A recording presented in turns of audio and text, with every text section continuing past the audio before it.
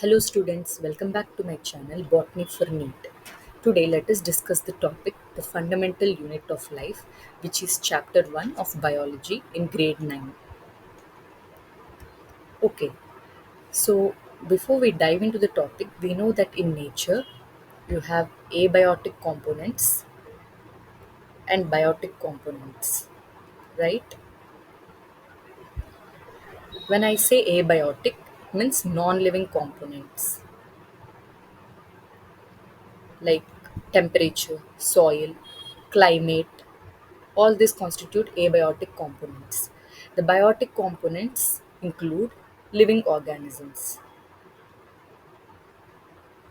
Now, when I say living organisms, it can be plants, various kinds of birds, different types of species of animals, insects, amphibians, and let's not forget the minute organisms, that is microbes, where there even in microorganisms we have different types like viruses, prions, bacteria. Okay, so basically, nature consists of both biotic as well as abiotic components. Okay, so now what's common in all these living organisms? Okay, now here you can see a beautiful building, right? Now, what actually is the basic unit of this building? It's the brick. It makes up the building. Many such bricks, when they are built in a proper shape and you add certain cementing material, then it gives you a beautiful building. Now, in the same way, we living organisms in human beings, what is this basic unit? Are we really made of bricks? No. But what is the basic unit in us? Or not even, not just us. What about in birds, animals, plants? What's the basic unit? So the it was in 1665, a great scientist by the name Robert Hooke. He took bark of a plant. Basically, we all know bark of a tree, right? So this is bark of a tree. So what he has actually done is he has taken cork cells. Cork is a part of the bark of a tree. Now I think most of you have observed this cork in your labs. Basically, in chemistry lab also you can see that uh, the round bottom flasks are or your conical flasks, they're covered with this corks. Okay, so basic and cork is a part of this bark. Okay, now what he has done is he has taken a very small piece, a thin slice of this cork, and observed under his microscope, where this microscope is a simple microscope. Why is it called simple microscope? It has only one type of lens in it. Okay, so he has taken cork cells, where cork is a part of the bark, and observed it under a simple microscope. When he observed, he got his observation something like this. This was his observation. Okay, where you can see like this compartments, right? And he said that seeing the structure when he has drawn, he said that the structure was similar to a honeycomb. If you see honeycomb, even here you can see like something like compartments, right? So later he called each of this compartment a cell. Okay, so first, who coined the term cell? Robert Hooke. And where did he observe? In cork cells. Now, cork is a dead part of a plant. Okay, so when cork is a dead part of the plant, will the cell be living or dead? It is a dead cell. Okay, so who first discovered dead cells? Robert Hooke. Okay, and the term cell was coined by Robert Hooke. Okay, and he used a simple microscope which consisted of only a single type of lens. When he observed, this was his observation, and he said that it looked similar to a honeycomb structure, where each of this compartment he called it a cell. Later, another scientist by the name Anton von Leeuwenhoek, what he did is he was very interested in uh, making microscopes. So he used to grind glasses and used to make microscopes. So what he did is he took a sample of pond water. Okay, sample means small amount of water from the pond. And when he observed it under his microscope, he found certain cells which were moving. So he has taken what was his sample? He took pond water and placed it under microscope. He saw something was moving. He called them as animalcules. Okay, and he observed that they were moving under the microscope. So even he observed the cells of organisms present in the water of the pond, but basically here he could see that those cells were moving. So who first discovered living cells? Living cells were first discovered by Anton von Leeuwenhoek, right? So dead cells were first discovered by Robert Hooke, where he has taken cork cells from the bark of a tree, observed under microscope. His observation was that he saw something like a honeycomb structure and said that each of this compartment he called it as cell. But later, Anton von Leeuwenhoek, he observed under microscope that these cells were moving and called them as animalcules, means small animals that were moving under the microscope. And so the discovery for living cells, the credit goes to Anton von Leeuwenhoek, right? Okay, so you can perform this simple experiment in your biology lab in your school to actually observe the cells in a plant. Okay, so for this, what you have to do is you can take an onion bulb. So basically, this is an onion bulb. If you remember in your grade 7, you have learned about the ways of propagation or reproduction in plants. We know that onions or garlic, they reproduce by bulbs. That's the vegetative propagation, right? So there's an onion bulb. Now basically at home, when your mother tells you to uh, cut an onion, what do? We just first peel it off, then later, like, you can find something like this layers, right? So the outer layers. Now when you are at home, you just peel it with your hands. But in a lab, you can't use your hands. That's because your hands contain many microorganisms. You can do it, but the thing is you need to put gloves. Okay, so in labs, what we usually do is we use forceps. So basically, these forceps are first sterilized. Okay, here you can see the picture of the forceps. So this forceps are sterilized. Sterilized means what? You put the forceps in flame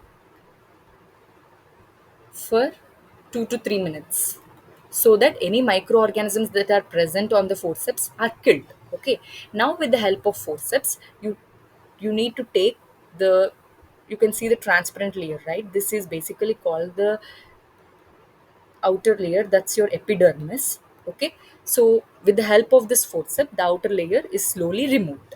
Okay, now can you see something transparent here? This is not a dish, it's called watch glass. Okay, it's a watch glass. Now this watch glass has some amount of water in it. What we do is, after taking that outer peel with the help of forceps, we put it in water. That small piece, we put it in water. Why is it so? We don't want that peel to get dried.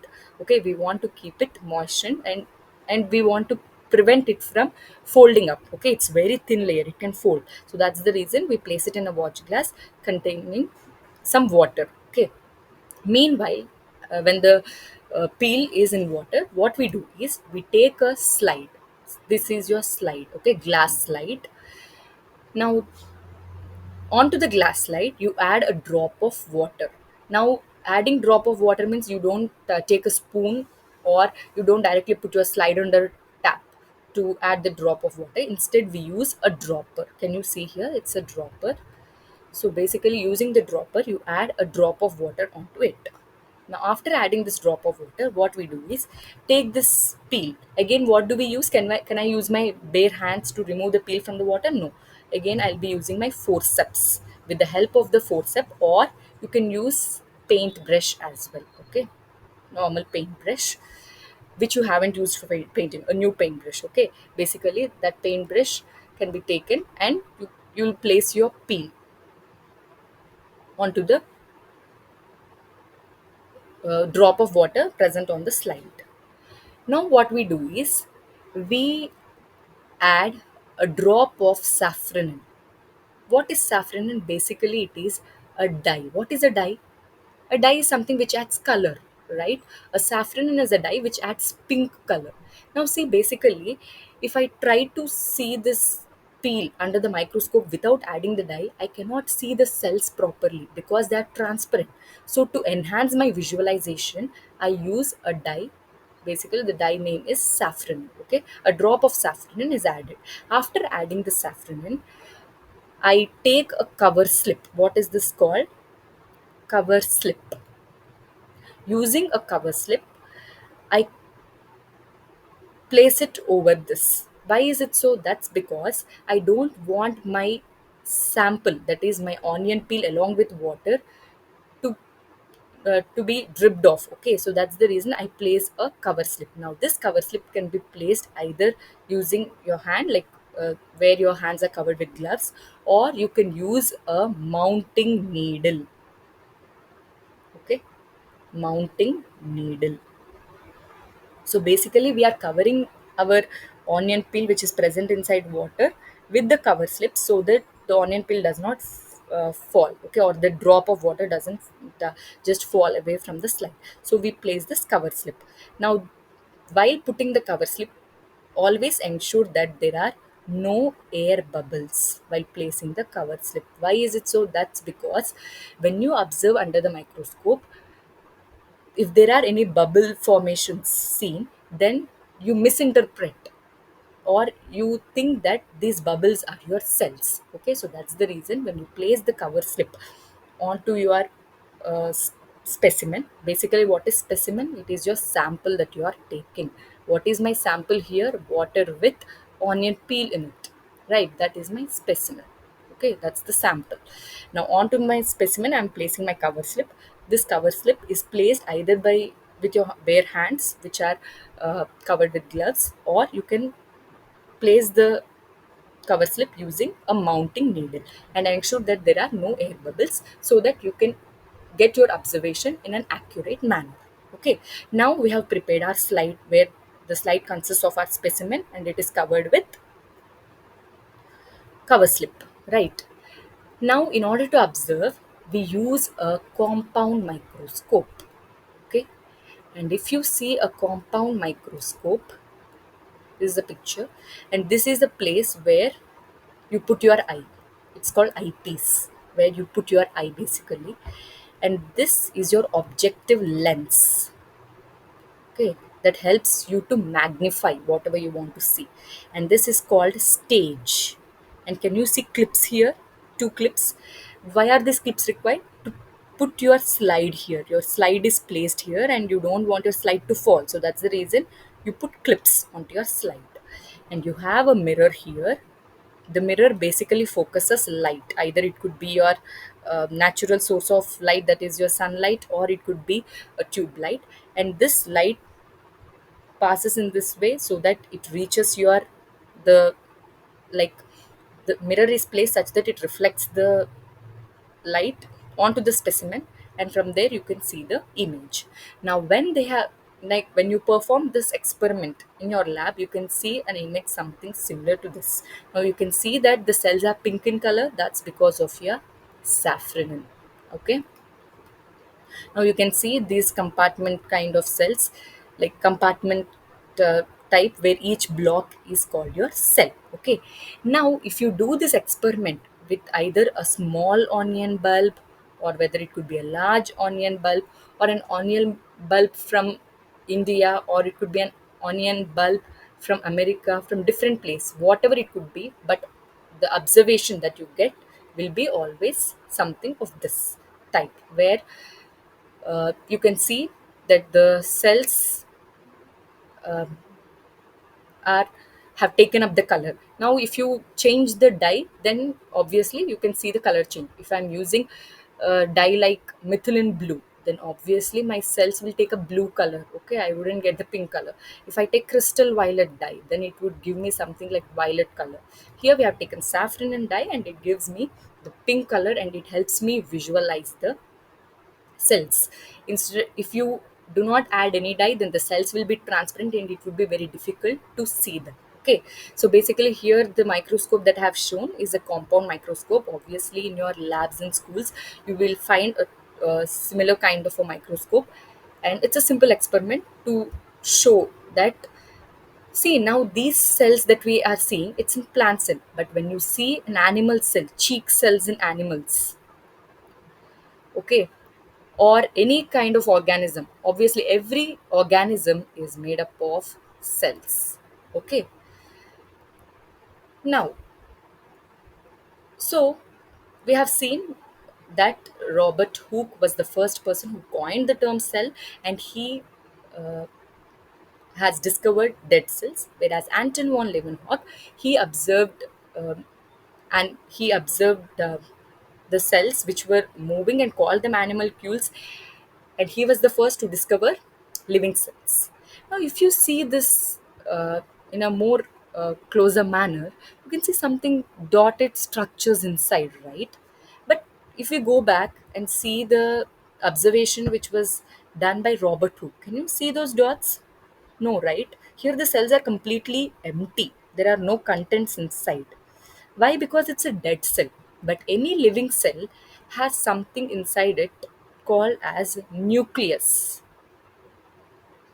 Okay, and protoplasm. Okay, apart from nucleus, it also has a gel-like substance inside it. Okay, that's called protoplasm. Okay, now basically, the discovery of nucleus was first done by Robert Brown. Okay, he was the first person, or he was the scientist who first discovered nucleus in a cell. Now, later in the upcoming videos, we will understand how this nucleus plays a crucial role, or what's the importance of nucleus in a cell. Okay, and the term protoplasm, which is the living component of the cell, now, to tell that whether a cell is living or not is it depends on the presence of this living substance, that he coined it as protoplasm. Who coined it? Another scientist by the name Purkinje. Okay, so basically Robert Brown, he was the scientist who first discovered nucleus, and Purkinje, he coined the term protoplasm for the living component in a cell. Now, after the discovery of a cell, there were two other scientists by the name Schleiden and Squan, who came up with cell theory, where one was a botanist and the other one was a zoologist, where they have given few postulates for cell theory. What were the postulates that they have given? The first postulate was all living organisms are made up of cells. That's the first postulate which they have given.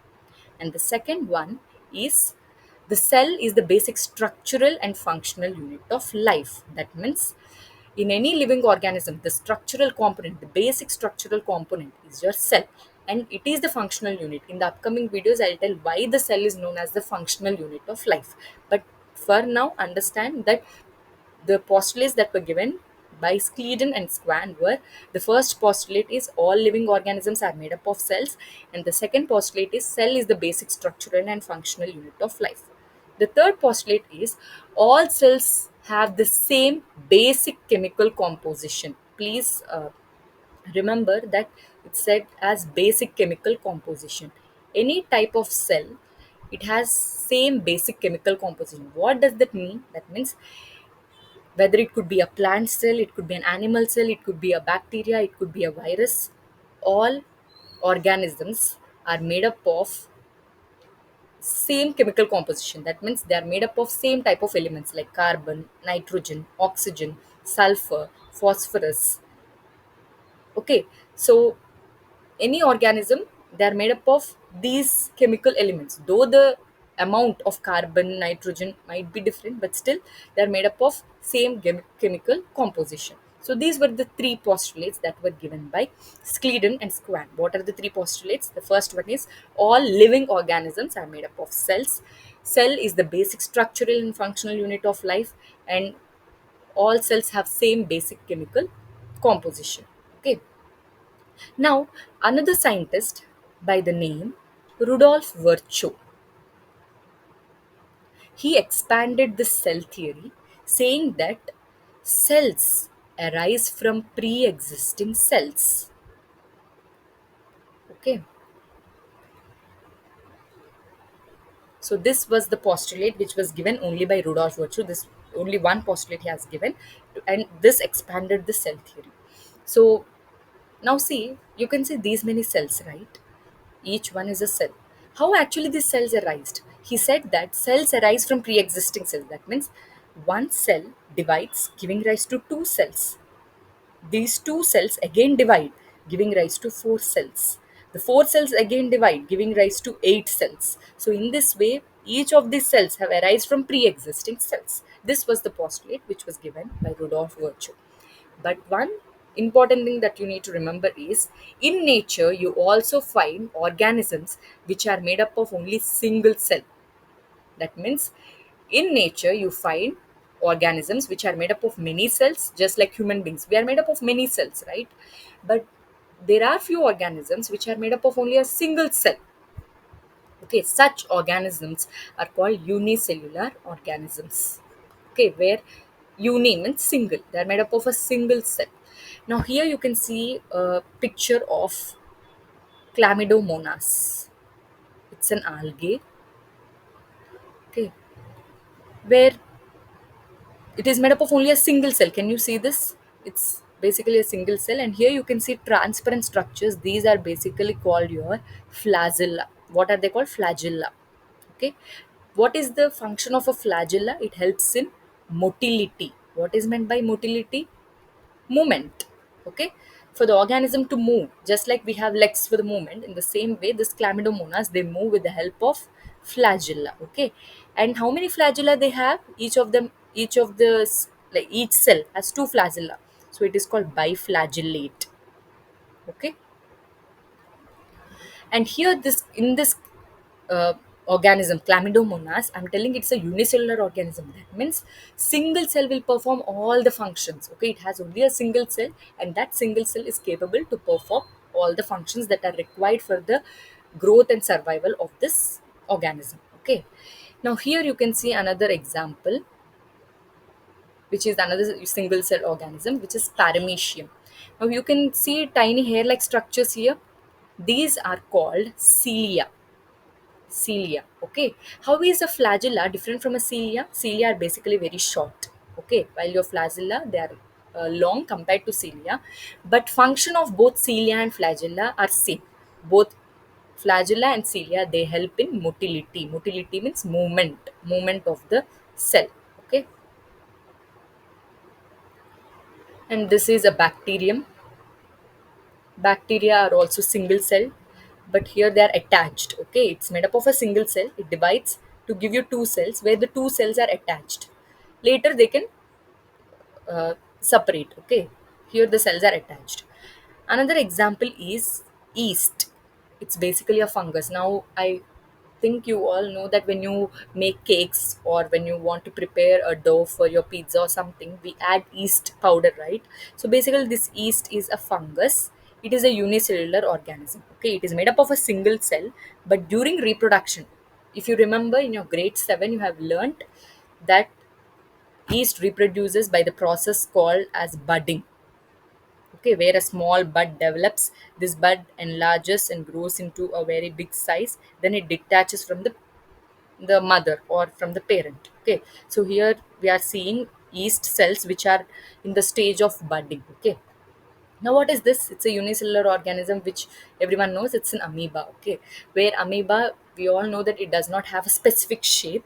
It's completely irregular, and where these projections, finger-like projections that we see, they are called as pseudopodia.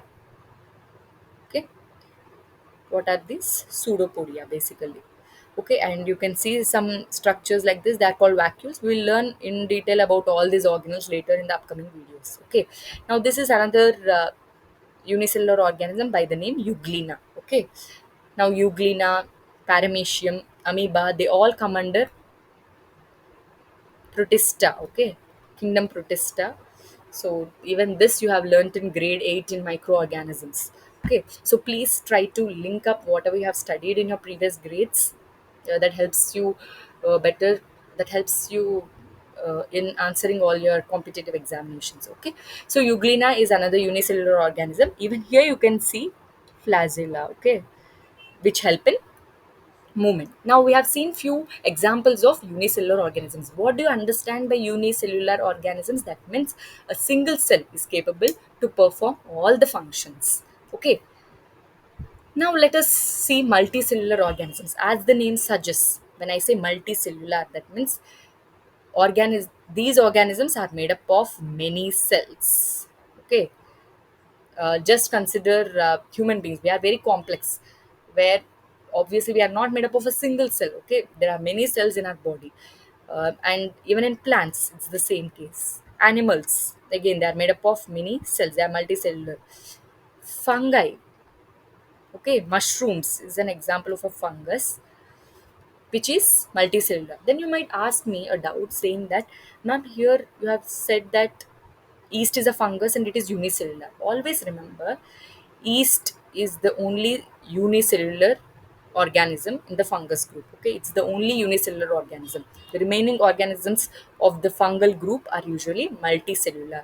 Okay, so in here in this slide you can understand that in nature you don't have living organisms which are only made up of single celled organism, but we do have organisms which are made up of many cells. Best example is we, that is human beings, followed by plants, animals, fungal organisms, right? Okay, diversity of cells. Now we have seen that any living organism, it's the basic unit is the cell. Now tell me, like, are all cells the same in shape? Are they same in the size? Or do they have some difference or diversity? Obviously, they do show some diversity. Okay, now here you can see different types of cells. Let me write their names first. This is a nerve cell, and here you have a red blood cell.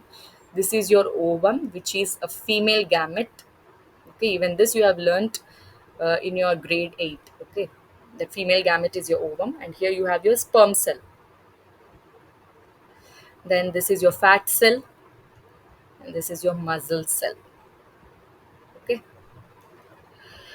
so if you see the nerve cell, how is the shape? It's quite different from RBC or your ovum, right? Even the shape of sperm, it's different from fat cell or the ovum or the RBC. Do they have the same shape? No. Obviously, cells are diverse in the shape or in the size they occur. If you see nerve cell, it's branched, okay, and it helps in giving signals to other nerves, and it's a part of your nervous system. Whatever I'm teaching you now, you're understanding it. That's because of the nervous system where nerve cell is playing its role. And here you can see RBC, which is biconcave in shape. Okay, it has a shape which is biconcave. uh, I hope you remember in your grade 7 you have studied about light, where concave means something like this. Okay, so it's biconcave, right? Now here ovum, it's spherical in shape. Even your fat cell is spherical. If you see your sperm cell, it has a tail, right? A tail, head piece, middle piece, something like that. And muscle cell, they're spindle shaped. Spindle, you can see something like this, right? This is spindle shape. You can see here how it is spindle shape. Okay, this is spindle shape. Now, what are these purple color structures which were discovered by Robert Brown? They are your nucleus. Okay, this is your nucleus. Okay, so basically, now you can say that in living organisms, there are certain organisms which are unicellular, where a single cell can perform all the functions necessary for the growth of the organism. But few are multicellular, where they are different, where the organism is made up of many types of many cells, and where each cell can be of different type. They can differ in their shape, in the size, and even the function they perform. Now, basically, the shape as well as size of the cell depends on the function they perform. Okay, so the type of function determines the shape and size of a cell. Okay, okay, now see, in consider human beings. Okay, consider a human body. Okay, now when I talk about unicellular organisms like your what do you say, amoeba, paramecium, chlamydomonas, yeast, euglena, or any bacterial cell. That single cell, only one cell, it's performing all the functions. Like it is able to perform reproduction, it is able to perform the digestion process, it is able to perform the process of transportation of food, okay, by simple system like diffusion, okay. So only a single cell is able to perform everything. But that's not the case in multicellular organisms, okay. Now if you see in the human body, you have different organs which perform different functions, right? You have the heart, which pumps the blood, right? Kidney, it helps in filtering the waste. Lungs, they purify the air that we breathe. And brain, it transmits the signals, right? And helps us understand or take up the matter, the other, and see that uh, signals are being given to other parts of the body as well. Now see, brain is the control center, right? Even if you want to eat also, first the signal should come from the brain, then only we can lift our hand, it goes into our mouth, something like that. In the same way, even in plants, you have different parts that perform different functions. Like roots, these are your roots, right? They help in absorption of minerals, water from the soil. And this is your stem that helps in transportation. Like whatever water is being absorbed by the roots, it should reach the leaf, and that occurs through the stem. In the same way, leaves are other part of the plant which play a key role in the process of photosynthesis, right? So here, in case of multicellular organisms, you see something known as a division of labor. That means whatever work has to be done for the growth of the organism, it is being divided. Now for example, a project work is given to you in your school, okay, where you are a team of 4 members. You were told to do a project. Now, do you do all the work that's given? No, right? First, there will be a team leader that's appointed. Then, afterwards, you write what are the things that need to be done for the project. Then, you try to divide the work to each member equally, right? In the same way, whatever functions that have to be performed in order to that are required for the growth of the organism, all these functions are first divided to different parts, okay. Each part is given a work or a specific function. Just like heart is involved in circulatory process, right? And kidney is involved in the urinary system, where it collects all the waste and sees that the waste is filtered properly. And the lungs play a very important role in the purification of air process. Brain helps in transmitting the signal in this way. So there are different organs that perform different functions for the maintenance or for the survival of an individual, okay. In the same way, just like how for our body there are different organs that perform different functions so that the body lives properly or survives properly, in the same way, for the cell to survive, you require something known as cell organelles, okay. Just like now, for example, if I say uh, for in a person, heart, there is the heart is not functioning properly. What will happen within after a few days? Maybe the person can die, okay. Why is it so? Because the organ is not functioning properly, so that's the reason the person died. So for the maintenance of the body, you require proper functioning of organs, right? In the same way, for maintenance of a cell, that means for the cell to survive, the cell organelles should function properly, okay. These cell organelles are similar to organs only. Just like how organs need to function properly for the survival of a organism or survival of a human being, in the same way cell organelles need to function properly for the survival of this cell, okay. Now here I have given pictures of few organelles. Like here you have your mitochondria, this is your endoplasmic reticulum, which is in short known as ER, okay, reticulum, endoplasmic reticulum. This is your Golgi complex, GC, and here it's a vacuole. Here you have your chloroplast, okay. These are various cell organelles which are present. Apart from this, there are many other cell organelles like your lysosomes, nucleus, ribosomes, okay. Now, later in the upcoming videos, we will discuss the function in detail, function of each of these organelles. Okay, but for now, understand that just like how for the survival of an organism, organ plays a very important role. In the same way, for the cell to survive, for the cell to live, cell organelles must perform their function properly. Okay, so that's what I have explained in this slide, saying that just like how organs are very important for the to function properly for the body, in the same way cell organelles need to function properly for the cell to survive.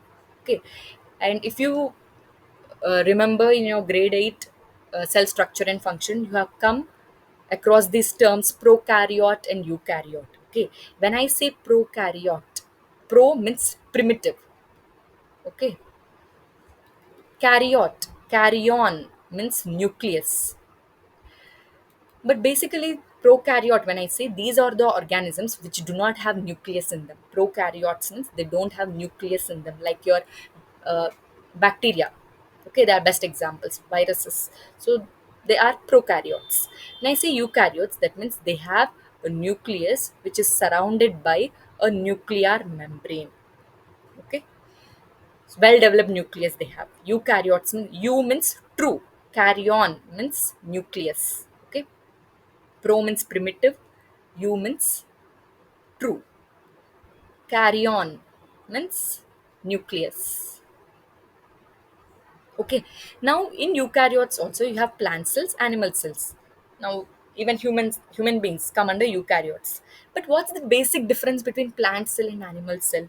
If you remember what you learned in your grade 8, then the first basic characteristic difference between plant cell and animal cell is a plant cell has cell wall, while animal cell or even human beings, they lack this cell wall. We do not have a cell wall. Okay, but plant cells, they do have a cell wall, which is the outer covering of the cell. It provides rigidity, it gives shape to the cell. Okay, to the plant cell. Okay, now see here, if you talk about a cell, whether it is a prokaryotic cell like your bacterium, or eukaryotic cell like human beings, plant cells, or animal cell, any cell, living cell basically, has an outer boundary known as plasma membrane. But you might ask me a question saying that, ma'am, but plant cells have cell wall, which is the outer covering. So that becomes the outer boundary, right? Now, see, for example, this is your cell. You have the outer plasma membrane. In plant cell, you also have cell wall, right? In case of animal cells, you have the cell, and then you have the outer boundary, which is your plasma membrane. So you might say the outer boundary is cell wall in plant cell, whereas in animal cell it's plasma membrane. No. In any living organism, the outer boundary is your plasma membrane only. Why is it so? This is because when I say boundary, that means now consider in an apartment. If you have an if you see group of apartments, then obviously there will be a watchman present, and he does not allow everyone to enter into the apartment. Obviously he asks for a card or something to allow you, right? In the same way, this plasma membrane does not allow any molecule to does not allow any type of molecule to enter. Okay, but your cell wall allows any type of molecule to go in and come out of the cell. So that's the reason it is not acting like a boundary. But who is acting like a boundary, who is acting like a watchman to the cell? It's the plasma membrane. It's seeing that which type of molecule should enter into and which type of molecule should go out of the cell. So that's the reason plasma membrane is known as outer boundary of cell. Okay, this is actually a complex diagram of the plasma membrane. This is how you see, and here you can see a protein which is present. It is allowing the molecules, I'm sorry, to pass through the protein. Okay, so basically, which is the outer boundary in any living cell? It's the plasma membrane. It's not the cell wall. Why? Because cell wall allows any type of molecule to enter into the cell or to move out of the cell. But that's not with the case. That's not the case with plasma membrane. Okay, it regulates. It sees and regulates it. It maintains that regulation, which type of molecule should enter inside, which molecule should go outside. All will be checked through the plasma membrane. Okay, okay, now let's talk about process of diffusion. Okay, when I say diffusion, it means movement of molecules from a region of high concentration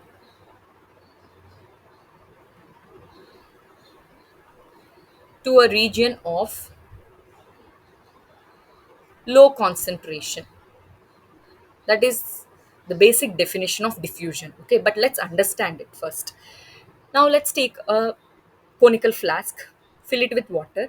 Now using a dropper, I'm adding few drops of ink. Okay, so initially when you add the ink, okay, what happens is here the concentration of ink molecules are more, right? Here you can see the concentration of ink molecules are more. But as time passes, slowly what's happening? You can see that slowly the entire, initially you can see that only this region is blue in color, but after some time you can see that the entire conical flask turns blue. So here what actually is happening, these ink molecules which are present here, they are in high concentration. They start moving from a region of high concentration to a region of low concentration. As a, now this movement occurs till there are equal number of molecules throughout. Okay, so as a result of which you can see that as time passes, you can see that the entire conical flask, you can see that the water is nicely blue colored. Okay, that's because of diffusion, proper diffusion that's taking place, where the molecules are moving from region of high concentration, where initially only here you can see that the blue color is seen, where there are high concentration of ink molecules, then slowly they start moving from a region of high concentration to low concentration. Okay, that process is called diffusion. Now common example of this diffusion in daily life where you see is uh, incense stick. Okay, now in your room, okay, when you place an incense stick at one corner, initially only at one corner you can get the smell of the incense stick, but after an hour or 2 hours you can see that these molecules, the chemical molecules, the gas molecules, they start moving from a region of high concentration to a region of low concentration and start spreading throughout the room. And after 2 hours, when you again come back to the room, you can see that the entire room is covered with the smell of the incense stick. And how is the spreading taking place? That's by the process of diffusion. Okay, and a similar example is perfume. Okay, now for example, if you see that a person has sprayed perfume, when he enters the room, after some time, after 2 to 3, like maybe after an hour or two, you can see that the entire room is fragrant with that perfume. That's because of diffusion again. Okay, but in real life, that means something that's occurring in our body. The best example is in your respiratory system. Okay, if you remember in your grade 7, you learned in detail about the respiratory system, where we know that if you see here, what is this? This is your alveoli. Okay, and what is this? This is your capillary.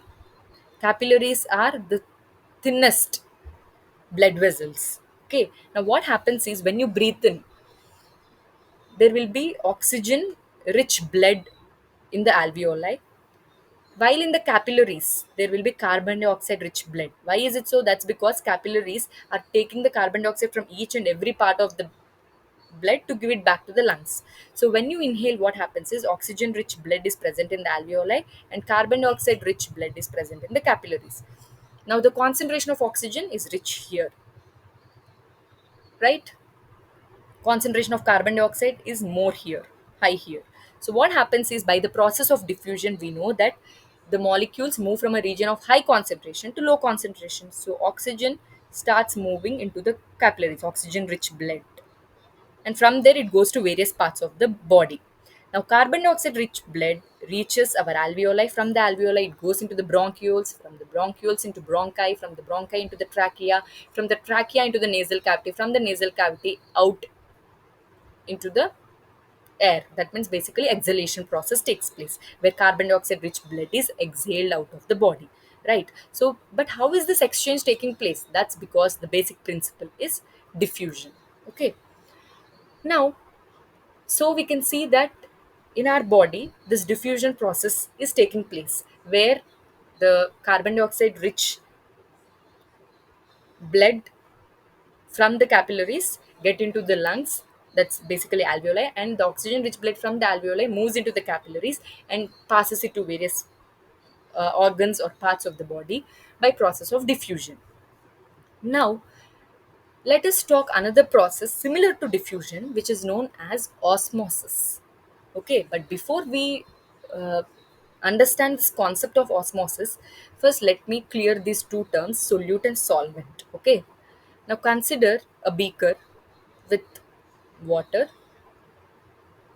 and sugar molecules. Just a minute. Sugar molecules in it. Okay, so basically it's a sugar water. Sugar water is present inside the beaker. Now these sugar molecules are called solute particles. Okay, while this water is called solvent. Okay, the liquid part is the solvent, and your particles that you're adding, that's called solute particle. Okay, be clear with this. Now here in this example where I've shown a beaker, this beaker is consisting of sugar solution. So basically the solute particle is your sugar molecules, while the solvent is your water, right? Okay, let us understand what actually is osmosis. Osmosis is movement of water molecules, okay, from a region of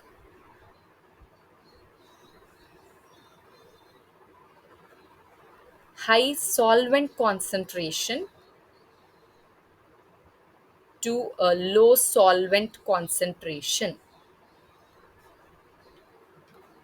That means, now consider this diagram. Okay, don't bother about the definition that I have given. If you understand the concept, you can write the definition by yourself. Okay, now see here, this blue color particles are your solvent molecules. Okay, and this orange color molecules are your solute particles.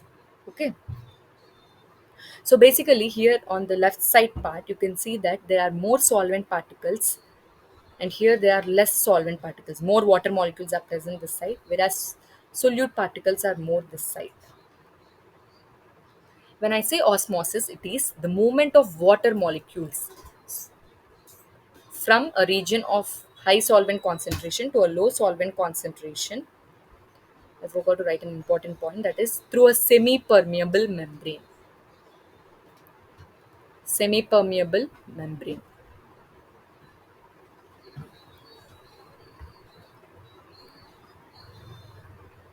If you see here, you can see that one side, let us consider this is A region and this is B region, and both these regions are separated by a semi permeable membrane. Semi permeable. What do I mean by saying semi permeable membrane? Now, for example, this is your cell.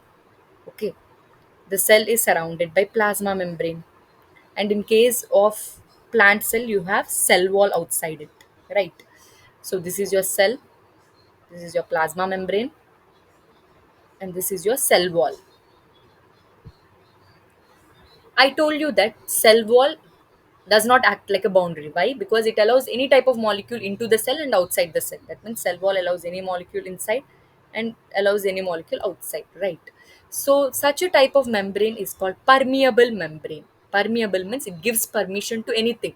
Any molecule can enter inside, any molecule can go outside. So therefore cell wall is permeable. Okay. Now when I say semi-permeable, it allows only solvent molecules. That means, now consider these are sugar molecules, okay, and this is your water. When I say semi permeable membrane, it allows only solvent. That means it allows only water to pass through it. Can the sugar molecules pass through the membrane? No way. Okay, semi means half, only half permission is given. It allows only solvent molecules, only the water molecules to enter. Then the third category is selectively permeable membrane. Okay, when I say selectively permeable, the best example for selectively permeable membrane is plasma membrane. Selectively permeable means permission is given only to selective molecules. That means only few molecules can go and few molecules can come inside. It can be solute molecule or it can be solvent. Did you understand? When I say permeable, permeable membrane. Best example is cell wall. It allows both solute particles as well as solvent particles. But when I say semi-permeable, it allows only solvent particles. Example is egg membrane, goat membrane. These are best examples of semi-permeable membrane. When I say selectively permeable membrane, it allows both solvent molecules as well as solute particles, but only selective. Okay, selective solvent molecules or solute particles. Just like, for example, if you are studying in a school, you have a specific ID card, right? So can any student enter into a school and sit in the classroom? No, obviously you should be a student studying in the school where you have specific ID card, right? So only students with those with the ID card are allowed into the school, and you can sit in the class. In the same way, plasma membrane, it acts as a boundary. It selective means it selects only specific solvent molecules and solute particles to either go into or come outside the cell. But here I'm talking about osmosis, where what is osmosis? It is a process where there is movement of water molecules from a region of high concentration to low solvent concentration through semi-permeable membrane. When I say semi-permeable, can the sugar molecules or solute particles pass through it? No way. Only water molecules can pass through it. Is it clear? So this is the process of osmosis. Now when I say osmosis, it is the process where there is movement of water molecules through a semi-permeable membrane from high solvent concentration. That means wherever water is more, from that region water moves into the less water concentration site. Okay, that's the definition of osmosis. So basically in our living system, means inside our body, basically the movement of water in the cell occurs by the process of osmosis, not by simple diffusion. Why? Because our cells are surrounded by plasma membrane, okay, which is acting like a boundary. So that occurs through process of osmosis, even in plant cells. Okay.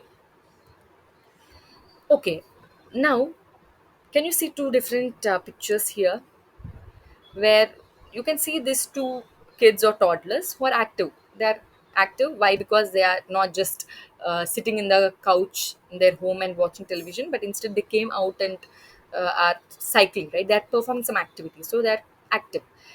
On the right side, you can see this kid who is hyperactive, very active, right? These kids are okay, they're active, but he's like jumping and excited, right? He's hyperactive. That means more active. Okay, hyper means something which is more. Okay, please remember, I'll come back to this context in the coming slides. Okay, let us, this you can do even at home. What you can do is, resins, right? These are resins. Basically, we eat them, right? It's a good dry fruit. Now, these are normal resins, right? Now, take these resins and keep it in normal water, normal tap water or your drinking water, whatever water it might be. You can put these resins in water.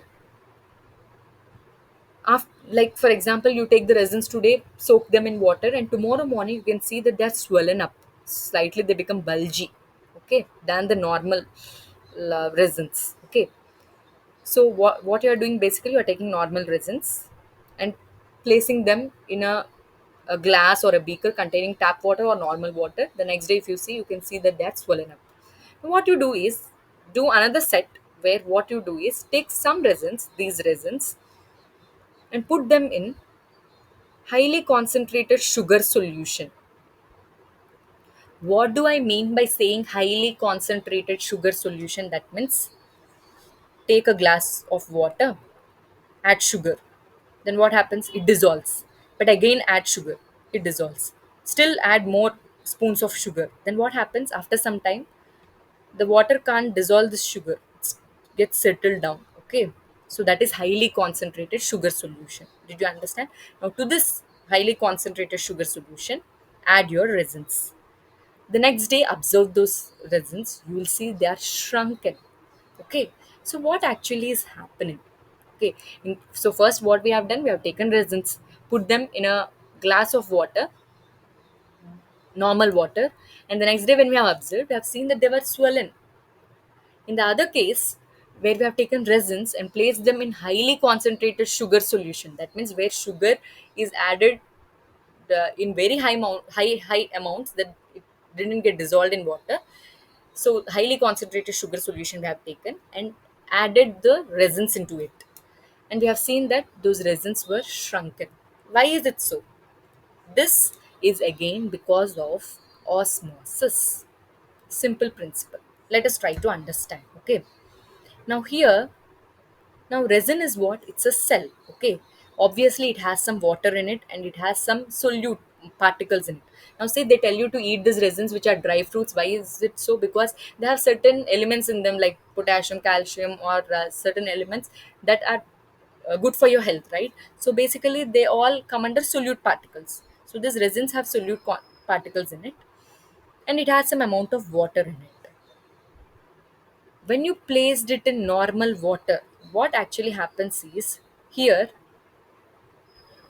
I have taken normal water. Okay, did I add salt into it? No. Did I add any sugar molecule? No. It's completely water. That means only solvent is there. Did I add any solute to it?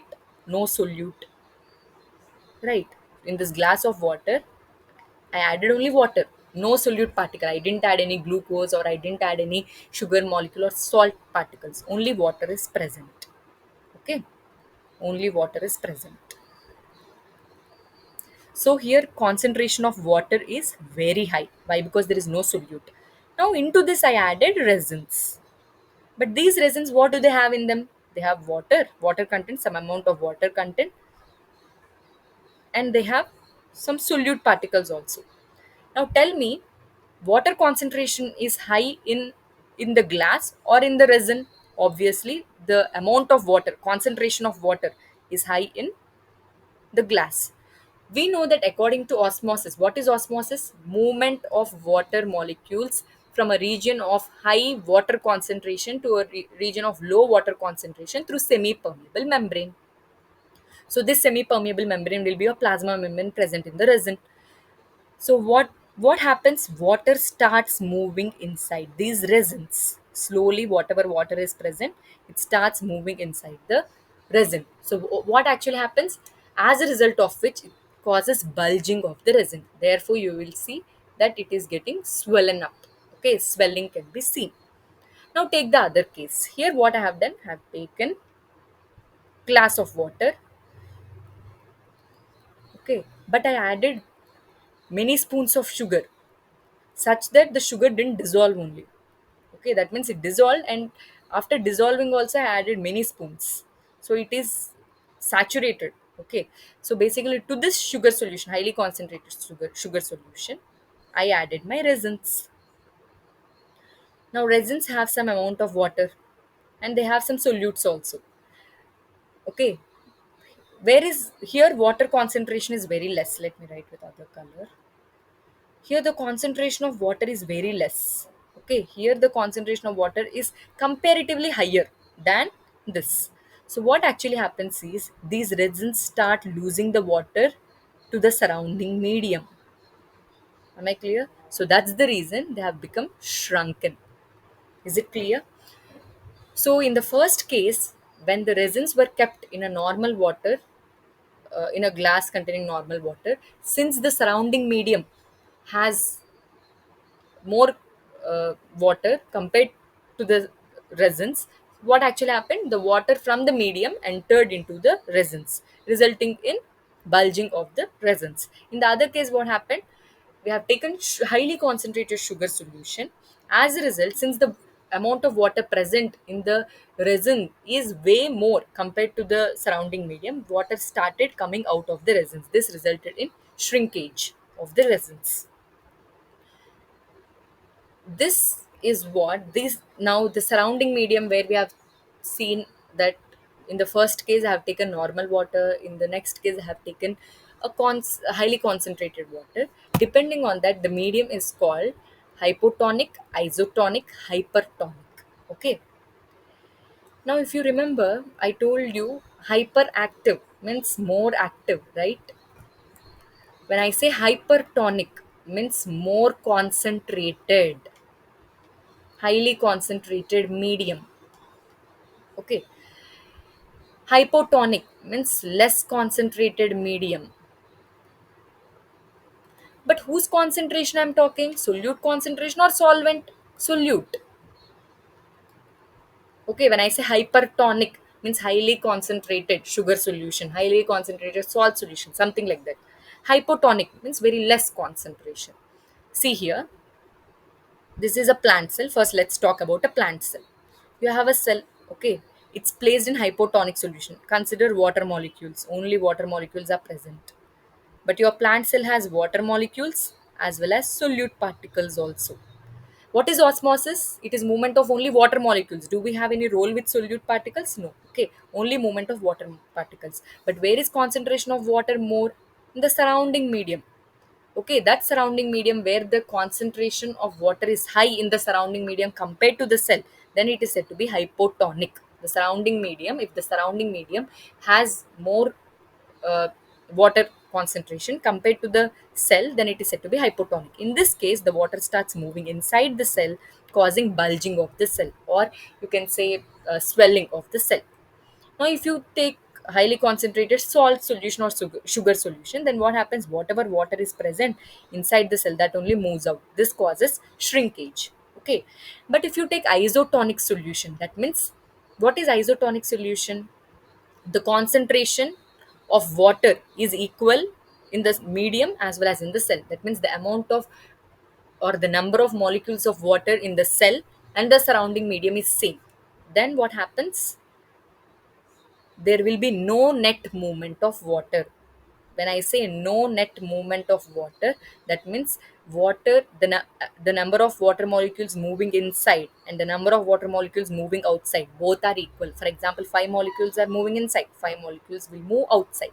That means there is no net movement, so the cell remains as it is if it is placed in isotonic solution. Okay, when I say hypertonic, that means, consider there are 25 water molecules. Here there are 100 water molecules. So water molecules start moving out.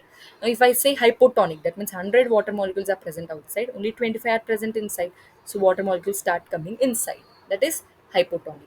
So basically, when the medium, the surrounding medium in which the cell is placed, if the surrounding medium has high water concentration, more amount of water than compared to the cell, then it is said to be hypotonic. If the surrounding medium is highly concentrated, that means it has more solute particles than water, then it is said to be hypertonic. If the concentration of water molecules is same both in the cell and the surrounding medium, then it is said to be isotonic. Okay, these are the terms which I used. Always remember, hyperactive means more active, hypertonic more concentrated. Okay, so when a cell is placed in hypertonic solution, then obviously the cell loses all its water and becomes shrunken. Okay, but this case is slightly different in animal cell. Okay, how is it different and why is it different? Let us understand. In case of isotonic, it's same. The amount of water that is getting inside is equal to the amount of water that is moving outside, and the cell remains the same. This is isotonic solution. And when we talk about hypertonic solution, again here what's happening, the cell is placed in highly concentrated solution, so water starts losing and the cell becomes shrunken. But if you talk about a hypotonic solution, what happens is, here the cell takes up water from the surrounding medium. Okay, water starts entering into the medium, but what actually happens is, because of excessive bulging, the cell bursts and it dies. Okay, then you might ask me, ma'am, even in plant cell the water is getting inside the cell, then why is the cell not bursting? That's because plant cell has an outer covering which is known as cell wall. This cell wall will act as a tough, rigid structure that does not allow the cell to burst. Whereas animal cells, do they have cell wall? No, they lack cell wall. They only have plasma membrane. This plasma membrane is unable to hold that pressure due to this incoming water. So that's the reason it bursts. But here, what's happening? Though the water is entering, the cell wall is withholding that pressure. So that's the reason. In case, always remember, when a plant cell is placed in hypotonic solution, then it just swells. Whereas if animal cell is placed in a hypotonic solution, then it bursts because they do not have a cell wall and the cell cannot withstand the pressure of the incoming water. Is it clear? So these are the terms you need to remember hypotonic, isotonic, and hypertonic. And always remember, if you remember the concept, you need not by heart these definitions. What is osmosis? Movement of water molecules through semi-permeable membrane, and it's the same from a region of high concentration to a low concentration, similar to diffusion process. Okay. So, if you have any doubts related to the topic in this first part, please do comment it down. I'll try to either repeat the content in a different manner so that you can understand. And if you like my content, please do share and subscribe my channel. Enjoy the process of learning. Bye bye.